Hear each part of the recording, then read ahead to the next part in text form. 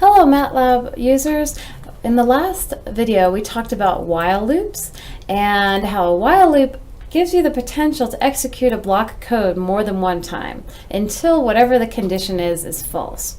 So in this little example, I'm asking the user to guess a secret number, and just to tell you, the secret number is 10. So I'm going to have them keep guessing until they guess the number 10.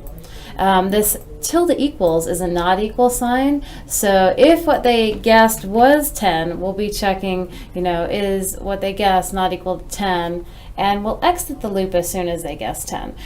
So if I run this program and they guess the secret number right away, no problem. It says, and if I don't want to see nums equal to 10, I can throw a semicolon here. But it says you guessed it. So we guessed our secret number on the first try. The problem is if you run this and they guess any other number, like they guess 5, then we're stuck in an infinite loop. So it says no, guess again, but it doesn't really give the user a chance to guess again. So I'm going to hold down Control and C and terminate this infinite loop. And the problem is I only gave the user one guess. So to make this game a little bit more fun, they need to be able to guess again. So I'm going to copy and paste line 1 and put it inside of my while loop, and anything in the while loop has the potential to execute more than one time. As long as this is true, we're going to go ahead and go inside the while loop. So now the game's a little bit more fun. If I guess 5, it says no, guess again, 2, no, guess again, 7, and they can keep guessing until they happen on 10. And then I'll say, yes, you guessed the secret number. So it's not that much fun if the secret number is always 10. So wouldn't it be nice if MATLAB chose a random number here? And then we would have a real game on our hands. MATLAB does have a random number generating function called rand. And you can look in the help and see that rand is going to generate numbers between 0 and 1. So anything between 0 and 1 is fair game. Well, that doesn't make for a very exciting guessing game if it's either 0 or 1. In fact, it's even harder to guess the random number because rand will pick these decimals, and it's very unlikely someone's going to pick 0.68 as their guess for the random number. So to make this a better game, I'm going to first take the random number and multiply it by 10. So instead of a number between 0 and 1, it's a number between 0 and 10. And the next thing I'm going to do to make our guessing a lot easier is round whatever they come up with. And then I'm going to end up with a number between 1 and 10.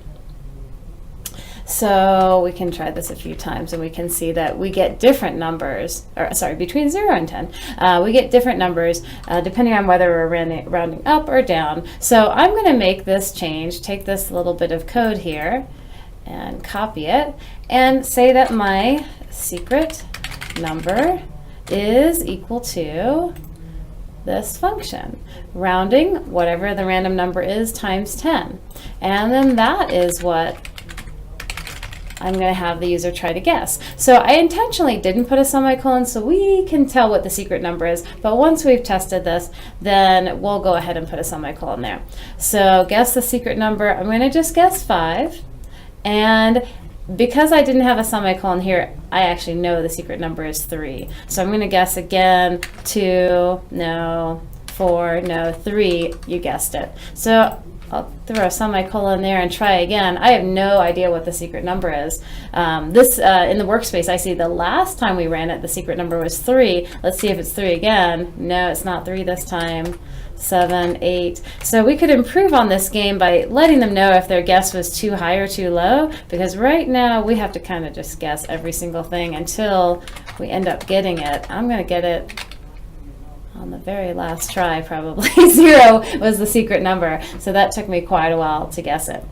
Let me show you something else you can do with while loops. So normally the while loop continues over and over until this condition is false, but there is a way to break out of that while loop. Well, we saw Control-C would do it, but there's another way you could do it. Let's give the user a chance to stop. If they type in a negative number, we'll just immediately exit. So I'm going to check if the number that they typed is less than 0.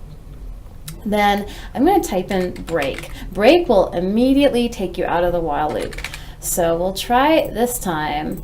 I'm here guessing secret numbers, and then I'm going to hit -1, and well, it did break me out of the while loop, and it said you guessed it. I didn't really guess it, probably because the secret number was not -1. So I'm going to add another if statement around this. If the secret number is equal to the last thing they guessed, then I'll say you guessed it. Otherwise, they just got tired of playing this game and exited out of the loop.